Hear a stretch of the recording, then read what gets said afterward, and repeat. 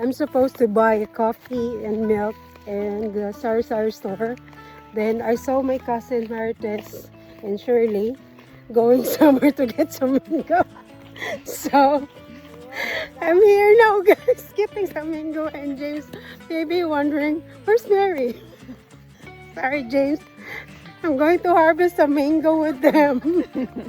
If you're looking for me, I'm here. So this is all the mangoes.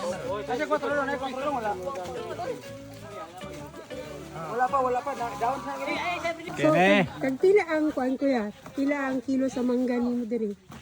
Tag 70 lang ko. 70? 70 na ina unod pa 70. Ah, 70 pesos ang kilo? Ah, og kanang sa karton, 40 kilo. 40 kilos na siya. I-deliver na ninyo asa i-deliver. Carbon. Sa carb. Ah, sa carb Cebu pa ni? Oh, wow. Nangyari pa magbuhol para i-deliver na sa carbon. Oh. Wow. Layo ano? Layo din nilagpot ng mangga. Kaya follower sa niya ba? Layo din kay kayo. So pila ni tanang ka kilos nga mangga inyong na-harvest ka rin? 10,000 10,000 kilos. kilos? Wow. Pila ba ni kabuk mangga day? Daghan di kini. Dagan ko kasi ibabaw. Thank you kuya. Sige, alam na mo kuya. GR. GR. Thank you kuya GR. So as you can see guys, they're harvesting and packing all the mangoes now because they're going to deliver it in Cebu, in Carbon Market.